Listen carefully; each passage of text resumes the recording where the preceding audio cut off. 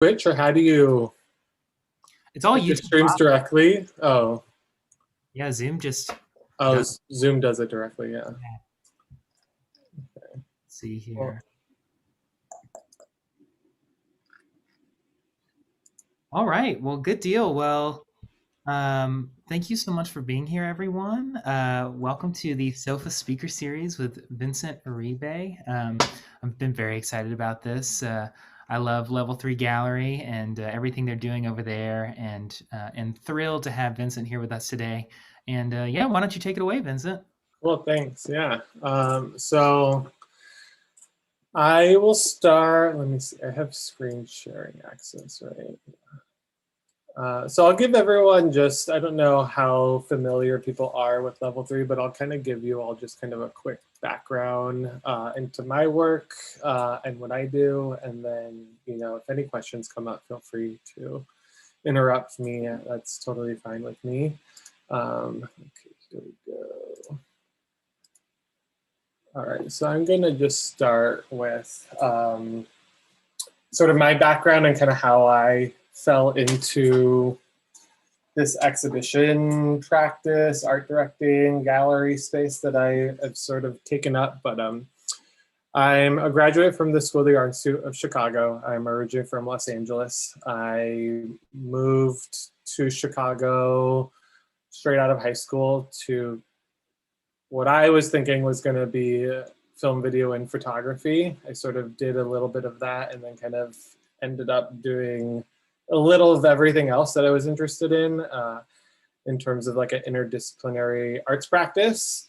And then while I was a sophomore in school, I was living in a live workspace that was a gallery apartment space.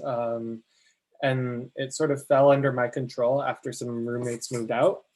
And so I was pretty heavily involved in the gallery scene, going to shows kind of all the time, all over the city, making sure I was sort of making the most out of my experience.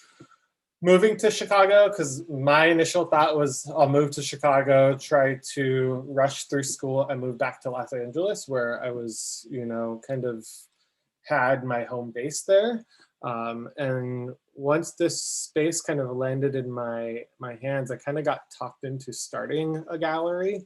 I was really interested in the idea of curating and organizing shows for the purpose of building community, but I had never done it before. I didn't know what I was doing. I had no idea, what the process was, how to even think about it. And so I kind of just got convinced by a couple of my friends who were artists who I really liked their work. Um, we basically spent kind of 2 months sort of getting the space cleaned up. The space had never been painted white before. There was kind of clamp lights everywhere. There was a lot of like, the space was pretty raw. And so I sort of spent 2 months with some friends who helped paint the whole space. A friend volunteered to make our first website. We put some names in a hat and level 3 came out. And so this was our first show we did. Maybes. It was, the idea really was, I mean, for me, I didn't know how to go about getting people to come to a fairly large exhibition space that I had like no experience organizing. And so these were 3 artists that I was really kind of in love with their work. Neither of them knew each other. And so my approach really was, if I pull in 3 different artists, hopefully they will pull in their friends and their communities and we'll have a decent attendance at our first show. So this was kind of the first show we organized. I'm just going to go back. And actually, it sort of started out this kind of Venn diagram symbol up here was sort of the inspiration for a lot of our programming. And really, what happened was these 3 artists made very different work. I was just interested in their work from seeing their practices in other artist-run spaces and around school and things like that. And so we got together and I asked everyone if they could kind of just do a quick free write brainstorm word dump of just things that interested them, what was their practice about. And then we kind of brought them together and we kind of found where the overlaps were.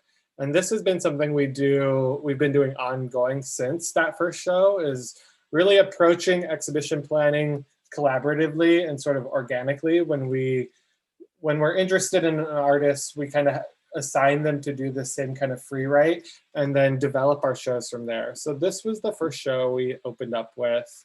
We had a pretty packed opening. You could see how these photos are definitely older. I did not know how to really document work before. But our website really serves as an archive, which I think is really nice, because you could kind of see the progression of our shows and our programming throughout the years. This piece, which was called Babe, and it's a bra stretched around a canvas or a panel with some canvas stretched over it. This is one of the first paintings I've ever sold. A friend of mine came up to me at the opening and was like, I want to buy that painting. I didn't even know how to sell a work of art before. I was not expecting it. So I kind of figured out, a lot of these things just by doing them, which was really exciting and fun and kind of kept me on my toes. It was kind of a fake it until you become it mentality. So I always like just kind of referencing back to this first show, just because a lot of this work I think was pretty influential for me. I own this painting now. It's in my basement where I'm at right now. And you could kind of just, I think our aesthetic was conceptual minimalism in a way, but we were really interested in kind of allowing artists to show a wide variety of work and kind of a breadth of work, and still getting a sense of who they were, and not just, this artist in this corner, this artist in this corner, and this artist in this corner. We wanted the work to really have a dialogue. And, one of the flaws that I saw in the Chicago arts community at the time was friends just showing with friends, and it felt very insular, and that you couldn't really connect if you didn't know anybody within the space or artist run space. And so it felt, as an outsider new to the city, if I didn't know somebody bringing me into the space, it felt uncomfortable. So I wanted to try to mix up that dialogue and avoid those clicks that I feel like would generally happen. So we did our first show, sold our first painting, got a review, and then things kind of took off from there. I was still going to school full time. This level 3 is a live workspace, so I was living at level 3 at the time, along with a couple other roommates who did not take part in the exhibition side of things. But we ended up getting invited to do our first art fair, and so I had never even been to an art fair before. It was pre-Expo Chicago days, when Art Chicago would happen in the Merchandise Mart. So we got invited to do an art fair. I somehow scraped up the money by working on campus jobs at school to be able to do it. And I sold a little bit of work that kind of covered our cost and met a collector. And, it's sort of, things were slowly kind of snowballing in a way that I was like, I didn't know this kind of whole world or career kind of path existed. But my interest is really getting to know artists and being able to work with them and have an opportunity to help uplift their work. So I'm just going to kind of go back to the top. Our exhibition history is all here on our website, and you can kind of see photos. We've been doing, really how our programming works is doing small group shows, usually 2 or 3 artists per show, with an emphasis on showing a local Chicago artist alongside an artist from outside of the city. So again, to build that dialogue and that communication and community with the contemporary art world. Most of our shows, for the first several years, I was doing a show about every 4 weeks, and I'm not sure how I made that work. But now we do a show about every 5 to 6 weeks. And so we have a long history of showing artists in our space. And kind of what happened after that first 6 months of doing programming at level 3, I was taking a study trip with school to go to Berlin and Europe and travel for about 6 weeks. And I didn't want to lose the momentum that we had kind of gained through the gallery shows that we had been doing. So we launched our Artist of the Week series on Tumblr initially, and Tumblr kind of blew up our network, pretty significantly, where we were just using Tumblr as a way to interview artists and that we appreciated and liked. And for me, what I was trying to do with this publication aspect was, how can we put an interview together that I could read on my phone, going from level 3 to downtown to school at the time, and kind of get this interview read and understood within kind of a short period of time. I could skim through it, jump from one question to another, and not have to kind of read a full-on article that I'm notorious for having a million tabs open and not reading everything that I open. So I wanted to kind of develop this platform of having like a 10-question interview process with a couple images interspersed in between, as a way of kind of doing a studio visit with somebody that, we couldn't do studio visits with on a regular basis. So this also kind of really influenced how our programming has developed. This was one of our latest interviews this last week, Gordon Hall. And this is really kind of now the basis of our exhibition programming. Everybody that we exhibit in the space really starts from one of these interviews. So we first reach out to an artist, see if they're interested in being featured as an Artist of the Week and doing an interview with us. If that works out well and the artist was easy to communicate with, they responded well, we had a good rapport, we keep them in our back pocket basically as somebody that we want to try to work with in the future. So really, this interview series, almost every artist that we've exhibited in the gallery has come from this like archive of interviews. And so it's artists not only from Chicago, but all over the world. You could kind of see the plethora of artists that have been interviewed. And, it's been hundreds of artists over the past 11 years. Some of them have grown on to do bigger and better things from when they were first working with level 3, but it's been nice to kind of have this history behind us of, doing this interview first, then inviting someone to do a show, and then seeing how it goes from there. The Artist of the Week series also spurred our Spotlight series. So our Spotlight series is another aspect of our publication where we feature people who maybe don't wear a specific like artist maker, fine artist hat. And so these are musicians, designers, creative entrepreneurs, and folks kind of everywhere in between that. And it's people that we're interested in, relationships that we're like, maybe we could figure out how to work with them in the future. But this is kind of another aspect of our publication side that has been an ongoing series that has really fed into our programming, as well as bringing that community together of both the art and contemporary art community together. So this series exists. People could check it out and see interviews going as far back as 2014 when the Spotlight kind of category kicked off. And so we have both our exhibition side of things and our publication side of things.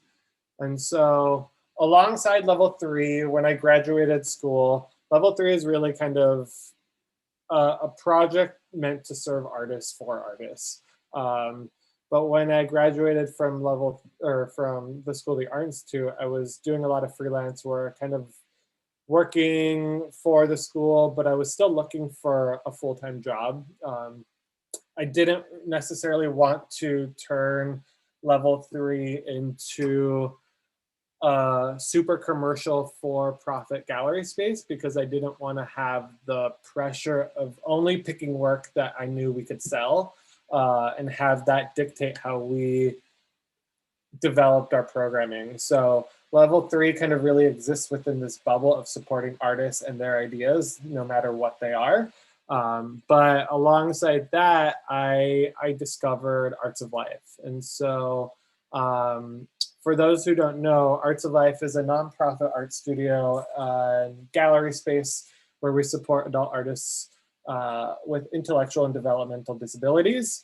We have 2 locations, one in Chicago in the West Town neighborhood and one in the North Shore suburbs in Glenview. So I have a quick video that I could play, just kind of give you an intro. I think you could hear the sound.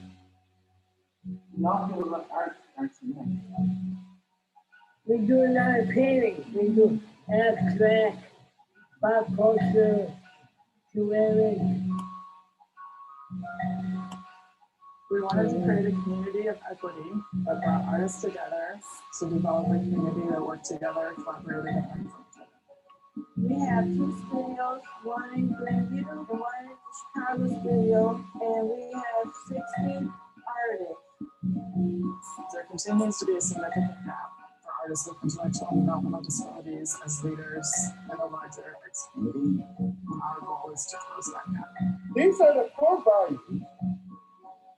The first one is inspiring artistic expression, building community, promoting self-respect, and developing independence.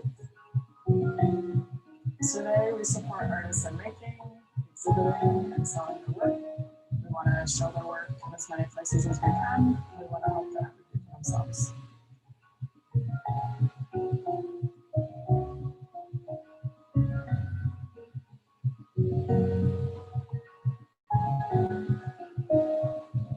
I am an artist and an educator. I'm curating exhibitions.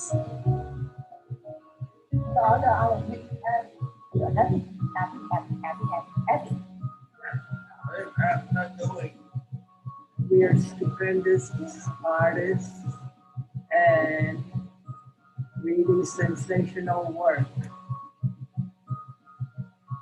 We are community.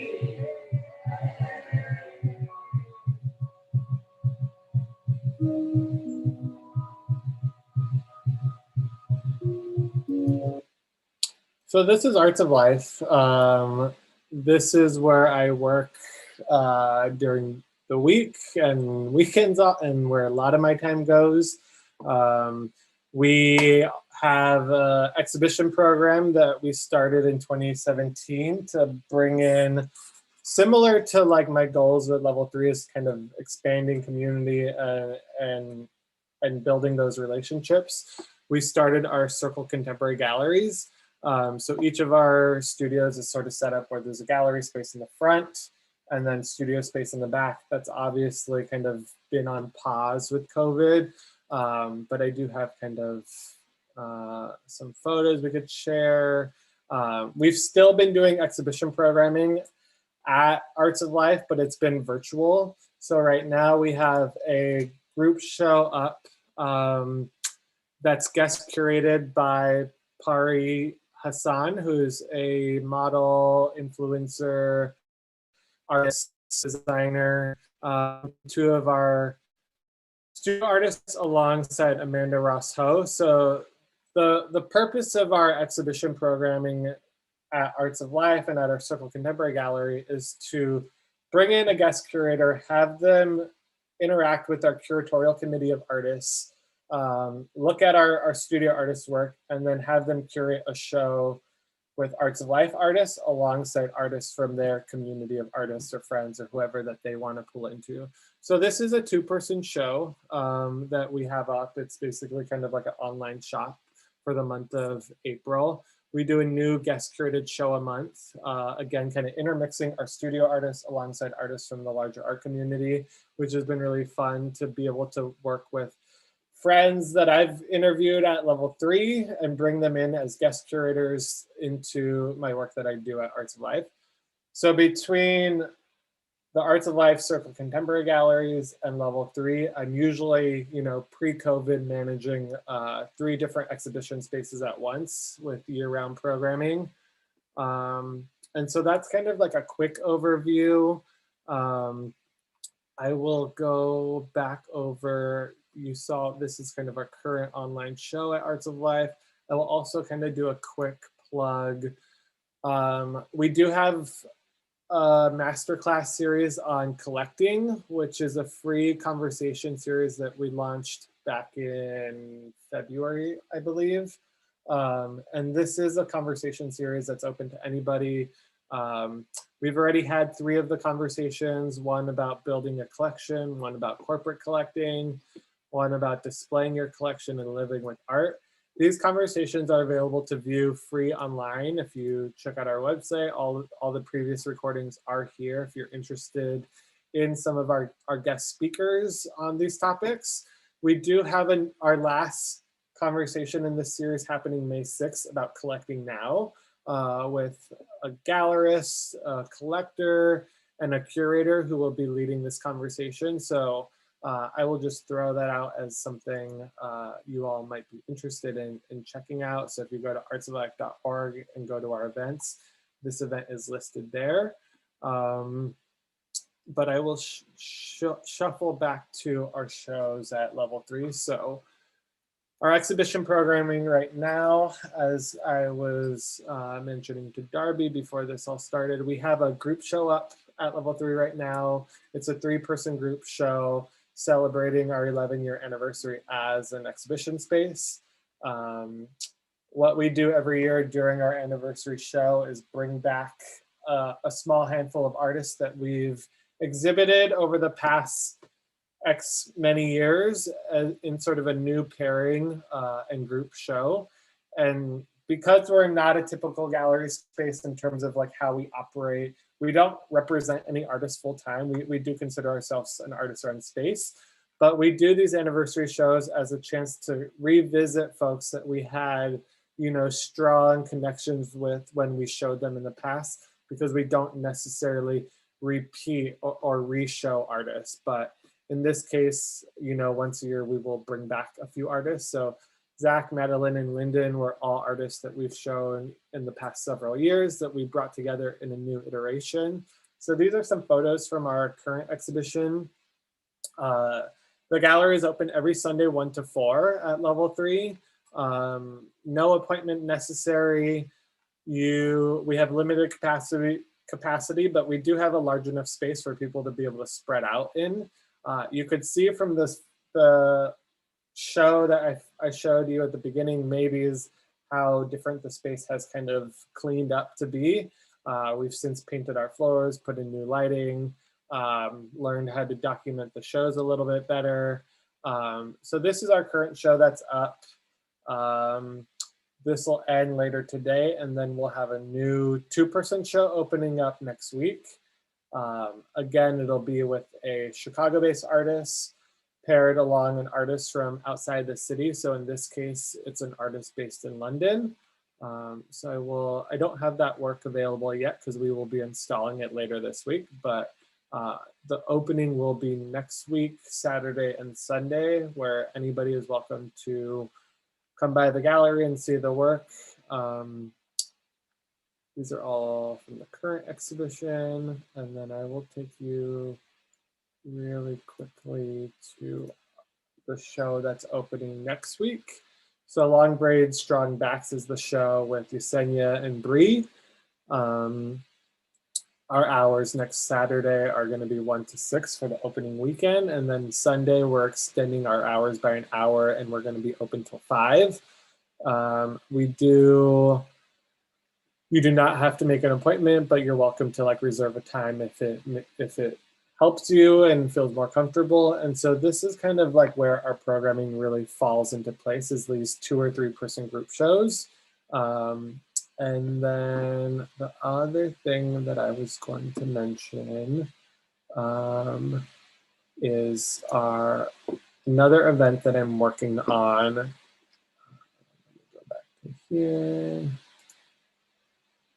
In May, we're hosting a big virtual benefit called Art of the Heist at Arts of Life. And this is an event that will be free and open to the public. There's also paid ticket tiers. This will be a really fun hour-long virtual program honoring artist Uribe, who's a Chicago-based artist, activist, educator. We'll have a magic show by Jeanette Andrews, a drag performance by Orchid. We'll have a music video premiere by one of our bands. The video is produced by Natalie Bergman, who's a musician. Music by Sadie Woods. Dreamcake Test Kitchen and Cody Tumblin are doing snacks. So a lot of fun stuff. A guest appearance by Jimmy Kimmel. So I encourage folks, if they want to check out this event, they could register for free. We'll be auctioning off a handful of works from Arts of Life, but also from the larger art community. And it should be a really fun, Thursday night event if you're looking for something engaging to check out. I could quickly kind of go through, we have a long history of doing shows. All of our shows are really curated again by that publication series that we have. So you could see sort of the breadth of work that we've shown over the years.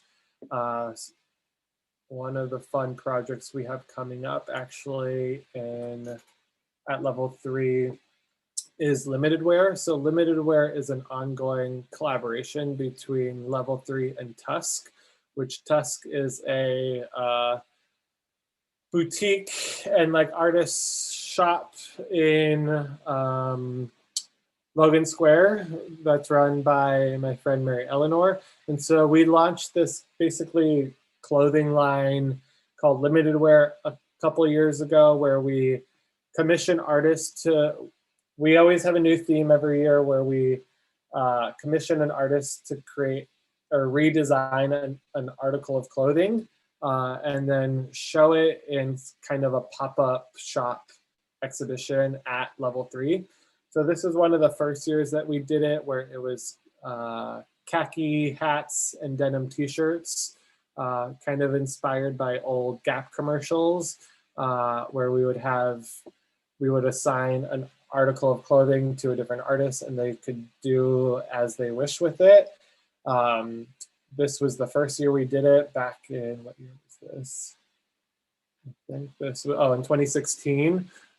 We have a new series of Limited Wear coming out at the end of June that's gonna be based around like cooking. So we're doing a series on aprons and oven mitts, but you could kind of see a plethora of designs we've had artists create in this series that has been really fun to show.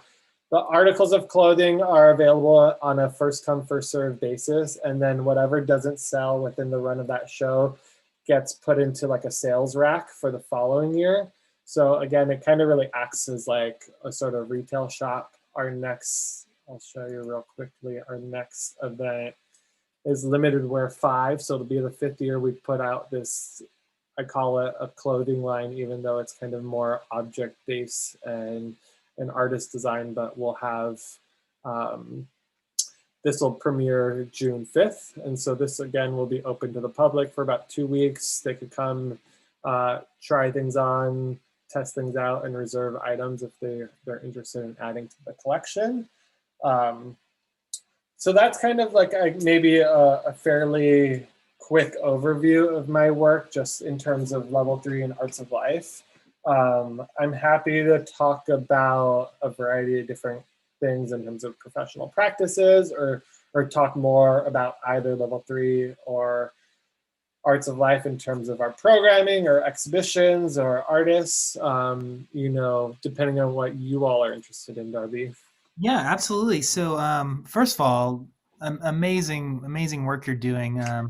And congratulations on 11 years. That's so fantastic. And with that, I think that's, such a testament to the quality of work and things going on there and really how good it is for the community.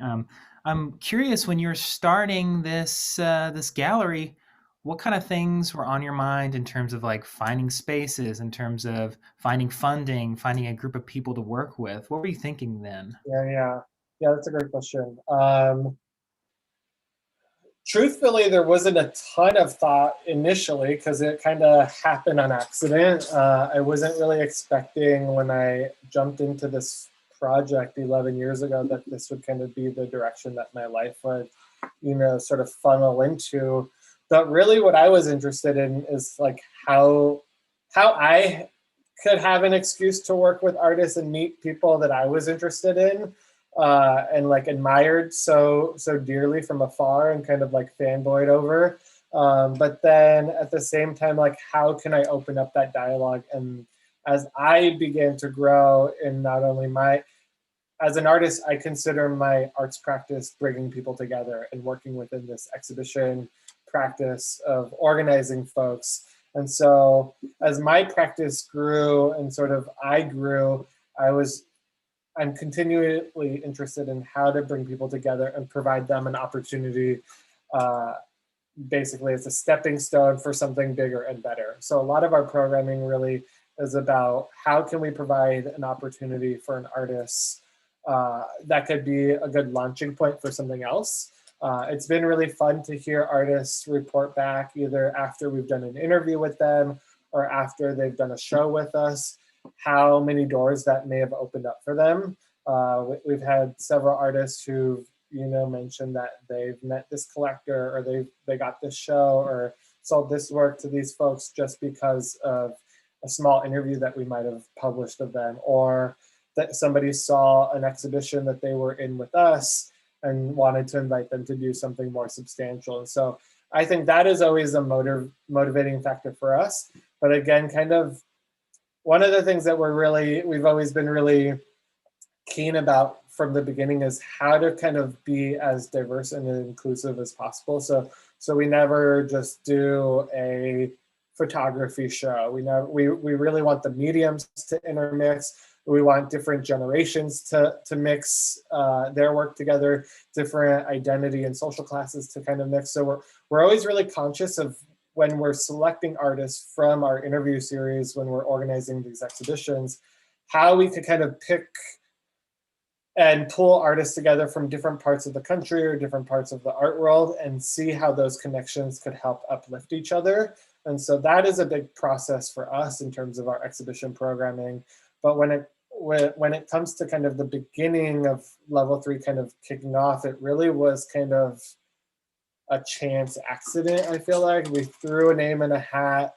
I always tell people, you won't learn unless you just try it. And so we've definitely had some mistakes and things we've learned over the years. And I think that's where the biggest growth comes from, is kind of just by figuring it out and doing it on your own. One of the books that I always recommend to anybody who's an artist, gallerist, wherever you are in your career, is this book called Art/Work.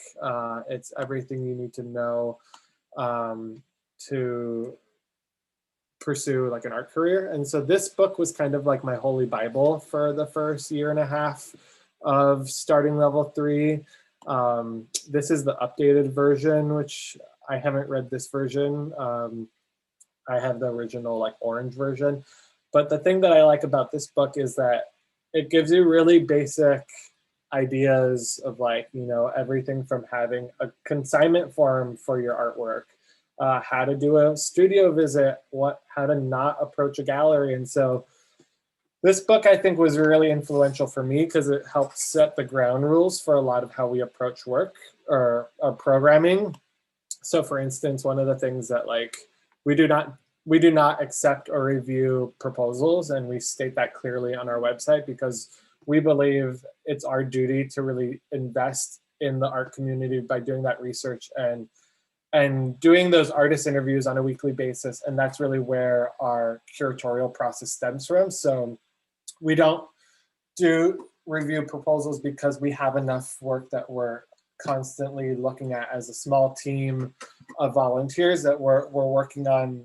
All of us are researching different artists via in-person shows, traveling, exhibitions online, Instagram, and we're finding artists ourselves, and we think it's important that that work comes from us and not just sort of spoon-fed to us. But the other things in this book that I think could be really good takeaways for artists who are just starting out is just, don't walk into a gallery and like force feed them to look at your work. Nobody wants to kind of be put in that position, no matter how good your work is and no matter how nice the gallery is. Like, for us, when we work with artists, it's about working with an artist and developing a relationship with somebody that we feel like the amount of work that we're going to be putting into an exhibition and uplifting their work, we're hoping that they'll put in hopefully an equal amount of work into the exhibition as well. So we feel like it's a two-way dialogue and a two-way street on responsibility when it comes to artist and gallerist relationships. And so I think that's an important takeaway for folks to realize, is that for us, if we see somebody coming by the gallery regularly or interacting with us online, and that they're appreciating the work we're doing, we're going to naturally pay attention to who they are. We're going to notice them coming in or commenting on our Instagram and like being interested in our program, instead of someone who walks up off the street for the first time, never has been to our space, and then is asking for a solo exhibition when we've never done a solo exhibition. And so knowing kind of your where your interests lie, where your work lies, why you're interested in that space or that exhibition program, I think is really key for artists, and making those connections and making them feel genuine by supporting those spaces. So that's always kind of like my first word of advice to artists, is like, if you want to feel supported as an artist, as a maker, and start to get recognized with your work, you have to show that same support to not only your peers in the art community, your fellow students who are in your classes, go to their openings, go to their shows, because you never know where someone's going to be 5-10 years from now and who they might dial up for an exhibition or an opportunity. So I always think, you know, no matter where you are in the arts community, arts world, it's not just about you, and it's about a community. And so I think showing that support genuinely for your peers is really important. So that's maybe a long answer to that. No, absolutely. That's fantastic. There's also kind of we've had some new people join us on the stream here too, and I'm hoping they got to see you mention doing the Tumblr interviews and stuff like that. What a smart way of doing things and sort of getting to know your artists. So how, you briefly mentioned it, but how are you sort of seeking out these people? I know for a lot of people, finding artists, generally their first initial touchstone is galleries, but when you're looking for artists to represent a gallery, how are you doing that? I think it varies on the person. I mean, obviously, if location is a big thing, and depending on where you are, starting with who's nearby you. So again, I always encourage folks, I'm kind of always surprised for folks who have been in Chicago for many years and have barely been to any galleries, and they claim that they're artists. And so I think getting out into the art community and just visiting spaces is a big thing. And then, you know, I think that goes hand in hand with kind of our responsibility as gallerists and as artists. We're coming across people by seeing their work out into the community, whether it's a more established gallery or an artist-run space. And so I think there's a lot of value too in artists who just make their own thing happen, whether you put on a show in your backyard or your bathroom or whatever it is. I think there's so much value in learning to just organize and curate and put on exhibitions, whether they're, you know, super small or really big. Like, you'll learn the value of organizing. You know, organizing a show takes a specific skill set, because there's a lot of communication that has to happen. And, you know, for us, it starts off in that interview series where I have a team of five team members that we're all researching on a weekly basis and adding basically to a master list of artists that we want to consider and we vet as a group. And once we do reach out to somebody, it's always via email first. And so that's our first mode of contact. And if hopefully that goes well, you know, reaching out to somebody and saying, hey, would you be interested in doing an Artist of the Week interview? Them getting back to us in a timely manner, us giving them the questions and the sort of guidelines for the interview, and following through with that, I think is a big sort of step one into our relationship with an artist. If somebody doesn't get back to us for several weeks or they're too busy for us, we get it. But at the same time, maybe it's not the best, or just tell us, hey, I'm super busy right now. Can I get back to you in a week? That's cool. There's no issue with that. But it's when communication starts to drag out. We have so many other things that we're trying to juggle and pair up artists and get that dialogue going between multiple people, that if the communication can't happen via email initially, that's kind of a little bit of a red flag for us to like, we need to go to somebody else when it comes to like a physical exhibition, because if we can't communicate digitally, how are we going to communicate physically with one another? So I think that's something to be mindful of. You want to be respectful of somebody's time if they are reaching out to you. The other thing that I think goes a long way too, besides just, engaging with a gallerist and their programming, whether it's in person or online, is, paying attention to their programming. If there's a show that you really like, you could send an email and just say, hey, I really like that show, or send them a postcard. And I think that's a little bit, we have come across artists who have approached us that way, who it's felt a lot more genuine, because we're going to naturally want to know who this person is who's reaching out to us. We've had artists from LA who've sent us notes about our programming and things that they've liked, and we're going to naturally look into them. And we've then naturally looked into them and offered to interview them, which has led to showing their work. And so there's ways to like approach galleries that feels less spoon-fed and more natural and like relational, that I think is important to realize, because no one kind of wants to be told what to do or how to do it, especially if you're like making a request that doesn't make sense. Make sure if you're approaching a gallery and you're asking for a show, making sure that they even review or accept proposals, because if it clearly says it on their site, don't email them about a show if it says not to. Many galleries do accept proposals, and I think doing that makes a lot of sense. Applying to residencies or fellowships where there's a jury involved.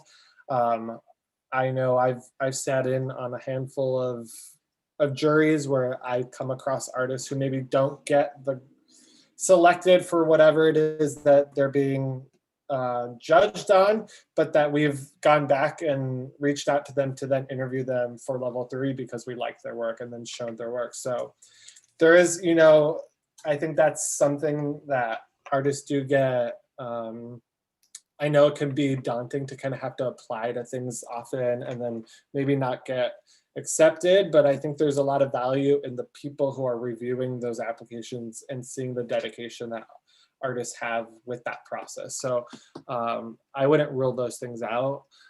Residencies like Acre are a really strong way to build a community of artists, not only locally, but from around the country. And there's usually exhibition opportunities tied to that. So again, I think being an active member of the arts community for us is kind of number one. If it's somebody who we feel like doesn't involve themselves in the community, that's not where our programming is focused on. There's other galleries that might not be as big of an issue, but we want to see that kind of community support happening.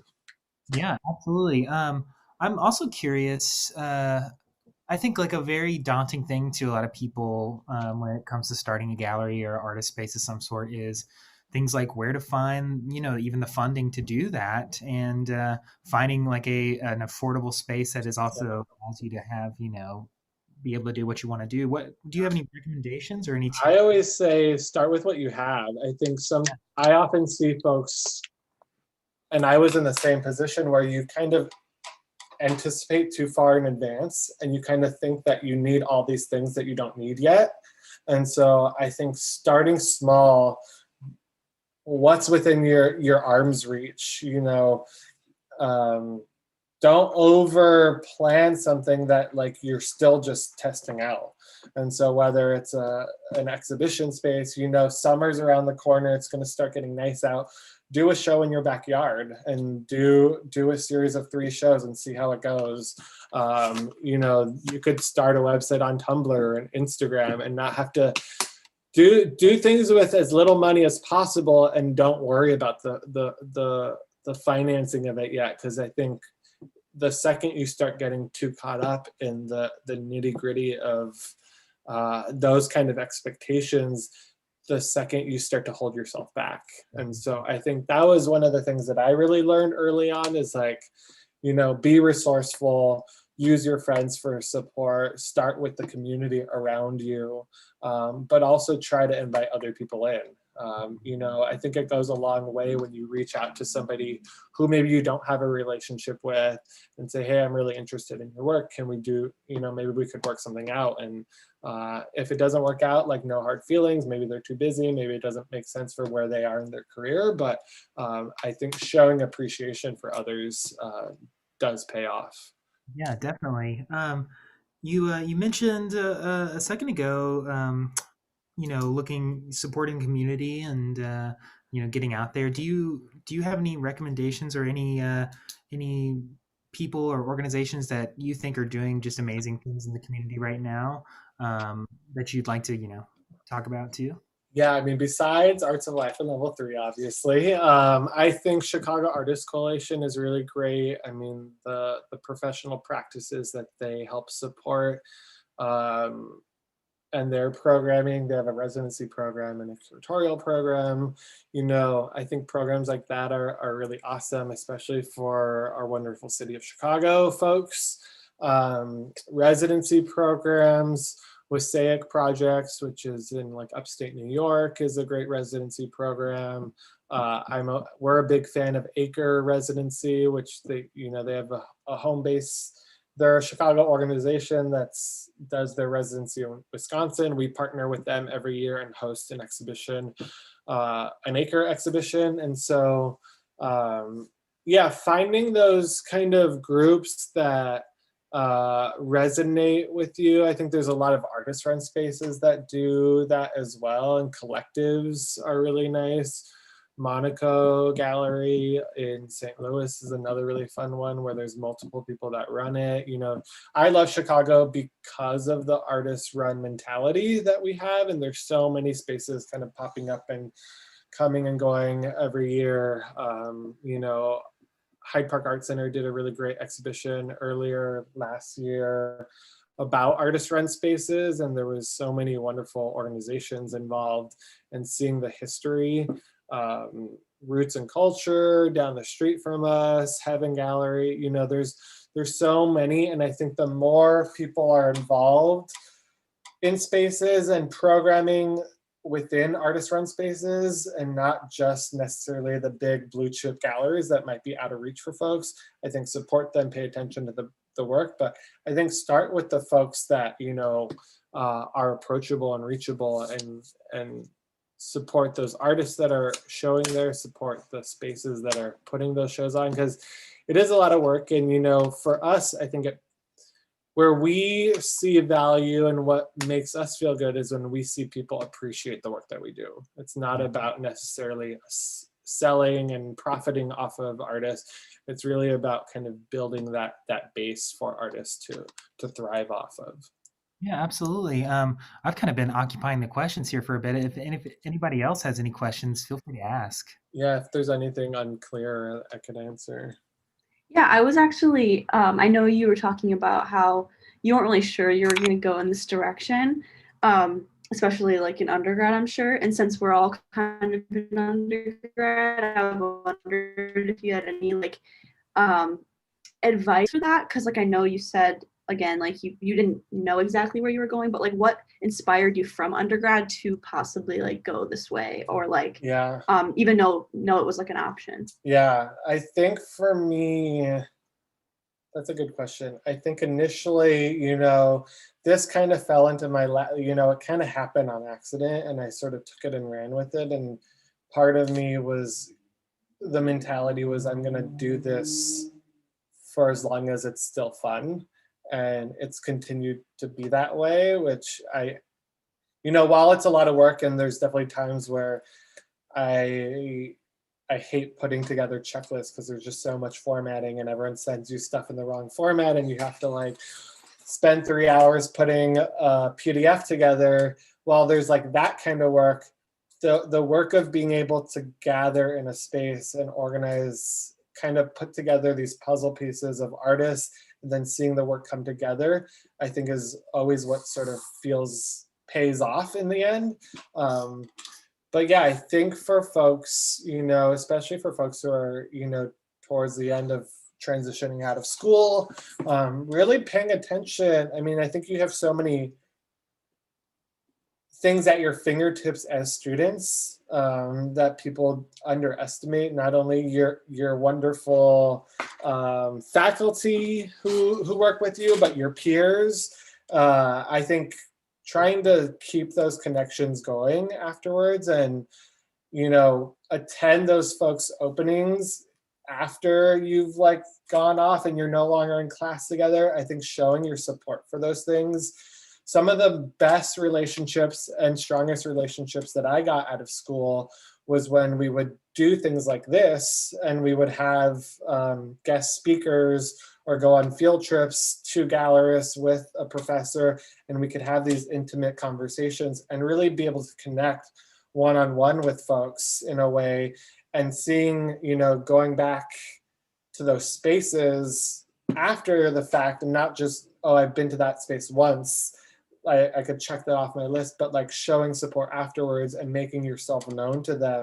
I feel very comfortable at this point now in the Chicago arts community because I've met so many of the other gallerists, but mostly when I was a student. I met them all as a student running this dinky art space that no one really understood what I was doing. And at this point, I feel like I've built up enough cred around them that like, I could call a lot of them friends. We could lean on each other for advice, even if it's somebody who's doing things way bigger than me or way smaller, that there's a community base that happens around, not only gallerists, but artists as well. And so, there's many artists, peers of mine that I went to school with that I still interact with. There's folks that I've shown their work years after we graduated with one another. And so I think being mindful of those people around you now is really important. And then how to continue to build off of those relationships that that are maybe fresh or just starting off right now. Like, I think there's so much value in expanding that and growing that, because you never know what opportunity, maybe somebody gets invited to do a show and they don't have the time or capacity to do it. And they say, hey, I know somebody, maybe Annie is a good alternative. And so if you have a good rapport with people, you're gonna come up and come to mind in folks' conversation, whether or not you're part of it directly or not. Well, fantastic. Well, we're coming to a close here. I can't believe it's already been an hour. Do you have any remarks or anything you want to make for some people that are just at the at the beginnings of their career, about to take off into the actual art world here? Yeah, I mean, I think I know things are weird, especially with COVID, but that doesn't mean the art world stops. And I think there's, I think don't let that stop you. I think, it's fine to take breaks from your work and get, sucked into different directions. But if being an artist and being in this career path is something that really motivates you, I think don't get discouraged. There's so many people who, things don't, take off instantly for them, but I think being dedicated and ongoing, and I also feel like I notice people who are avid in the community, whether or not they're makers or maybe they're not even showing all the time, but I know that they're making work because they're going out and they're posting about it and I'm following them. And so for us, having an active practice also feels really important. And that's something that you lose when you're outside of school. And so I think, do what's best for you, but having a studio practice set up, because you're no longer going to be in a situation where you have to make work for an assignment. You're not going to have those same critiques as you are with your professors, and so there is going to be a big shift for you after you graduate. And I think be prepared for it, but be prepared to take that on and climb that mountain, so you could really set up that practice and have that dedicated studio situation for yourself. Well, this was Anything else? Thank you for that advice. That was awesome. This was so fantastic, Vincent. I can't tell you truthfully how amazing this was. You really provided us with some golden nuggets in there. And well, yeah, I'm happy to do it. Thanks for inviting me. Thanks everyone for joining. Yeah, and feel free to reach out anytime if you all have questions. I'm always happy to answer things. Absolutely. And if you're in Wicker Park today, go see the closing of the show that's there right now. And yeah, the gallery will be open till 4:00 today. Awesome. And of course, go see the show next weekend too. So yeah, and yeah, we'll have a new opening next Saturday. So Saturday and Sunday. Hi, Anna. Hi. Good Thank to you see for being here. Thank you Yeah. for being here. Can I tell these guys one thing about you? Go for it. About over 10 years ago, the very start of all the work I accumulated and made for my Hyde Park Art Center show, 10 years worth of work was born at LVL3 because it's the first time I transferred fabric to the wall. That was the first. I didn't realize that. It was based on the prompt, and it was based on my response to sort of the vibe of your space, knowing you're all about generosity and community. I thought I could make some sort of communicable painting, which would invite sort of social engagement. And I don't think I would have done that and had that thought if I didn't know I was trying to somehow work with the context of your program. Yeah, so, and I think I love that about our space is that because we're not as we do sell work, and when it happens, it's great, but we're really there to support the artists and their visions and their practice. And I think that's one of the most rewarding things when we could hear things like that, where this gave them an opportunity to do something else. And we hear that, sometimes time and time again. And that's sort of the fuel that keeps us going when we know we were sort of there for a pivotal moment. And whether or not another gallery picks up our artists, and other friends have said folks poach people from you, but I never see it that way, because we're community, we're supporting each other. I'd rather another gallery that could pick up and represent an artist full time do that, and that way it supports them in a new way. So I love hearing that. Yeah, I'm so happy that my students got the opportunity to meet you, even though this was not such a great physical space. But these students are, as you can tell, super bright and super interested in community. And I'm sure everything you said really resonated with them, better than a class. You guys just blow off the rest of the semester. You're done. That was all you need to know. Yeah, thank you all. Yeah, hopefully the rest of the semester goes well. But yeah, you all are welcome to come by Level 3 anytime. Thank you so much. Over and out.